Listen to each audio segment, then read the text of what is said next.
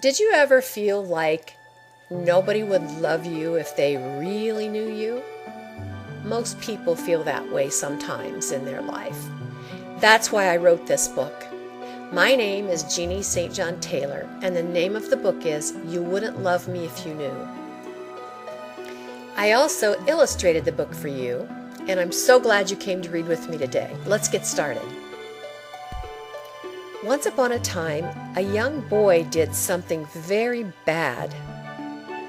Even though it was a secret and no one else knew, he felt awful.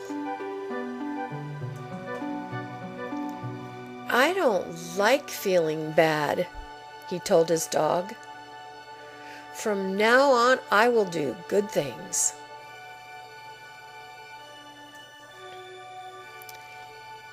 He picked a bouquet of yellow flowers for his grandmother. When she saw them, a smile lit her face. "Oh, thank you," she said. "I can't get out to pick flowers anymore, and these make the house look beautiful. You are such a good boy." The boy said, "You're welcome." But he thought, "I am not good, I am bad. You wouldn't love me if you knew what I did." He felt terrible. The boy asked his grandfather, "Can I help you, Grandpa?" Grandpa pointed to the tools scattered across the garage floor. "You could pick those up. It's hard for me to bend over." The boy gathered all the tools and arranged them on the workbench. His grandfather said, "Thank you. You are a good boy." The boy said, "You're welcome." But he thought, "I am not a good boy. I am bad. You wouldn't love me if you knew what I did." He felt worse than ever.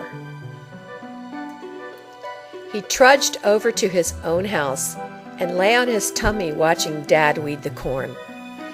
Each time the pile of weeds grew big, the boy stuffed them in a plastic lawn bag. When the job was finished, he dragged the sack of weeds over to the garbage can. Dad beamed with pride. "Thank you for helping me," he said.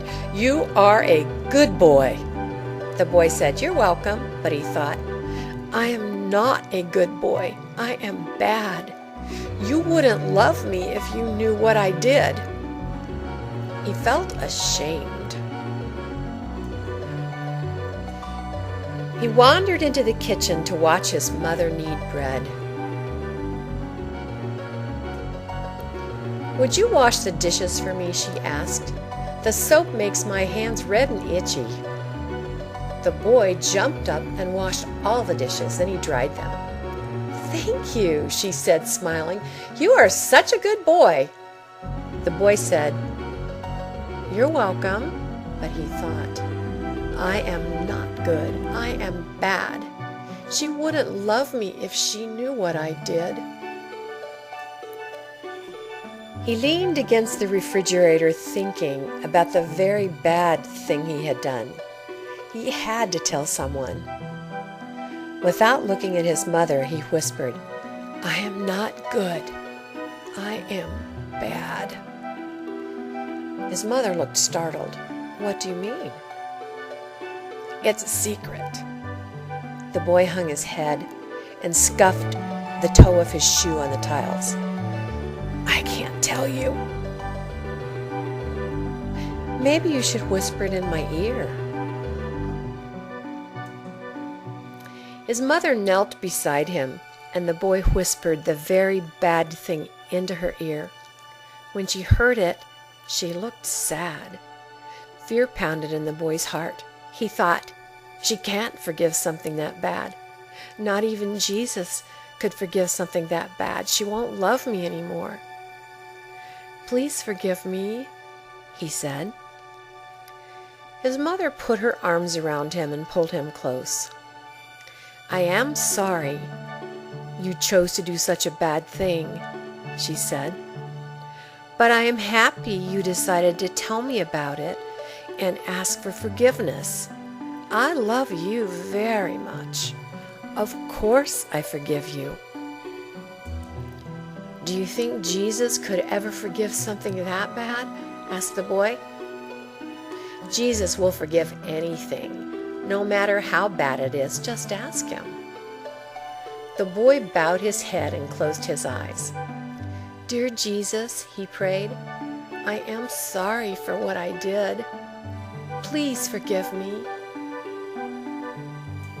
He waited a moment, then opened his eyes. He smiled. I don't feel bad anymore, he said. I feel good. He hugged his mother and ran out to play.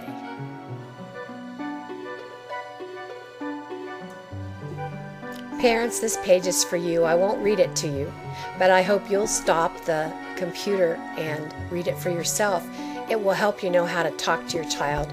This is a time that you can really develop relationship and assure them of your unconditional love. I hope you'll go to my website and look at some of my other books, or go to Amazon.com to find them. I have over 26 books published. Some of them are for children and others are for adults.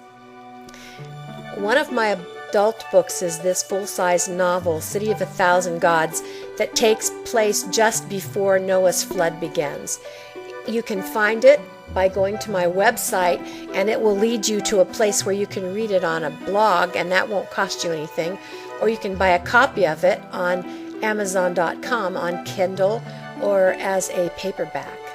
Every Monday at 2 p.m. live, Maxine Marcellini and I host a show on the river on Blog Talk Radio.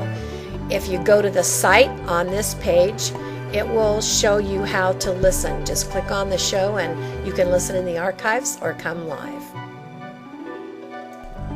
I enjoyed reading with you today. Thank you for coming. I hope you'll check out some of my other books on YouTube.